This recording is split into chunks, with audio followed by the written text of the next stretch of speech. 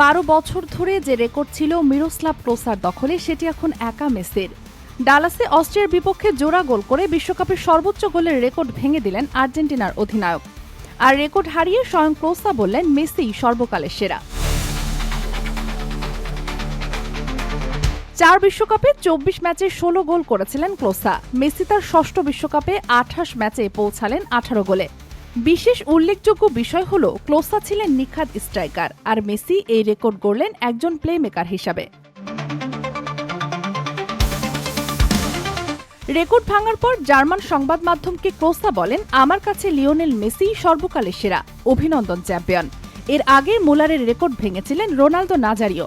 রোনালদোর record ভেঙেছিলেন Klose, আর এখন ক্লোসার record ভাঙলেন Messi. বিশ্বকাপের গোলের রেকর্ড এভাবেই প্রজন্ম থেকে প্রজন্মে বদলায়। 39 বছর বয়সে এসে ইতিহাস নিজের নামে লিখে নিলেন মেসি। এই রেকর্ড এখন তার, এবং সম্ভবত অনেক দিনের জন্যই। Sheikh Masuma, news desk, daily our Bangladesh.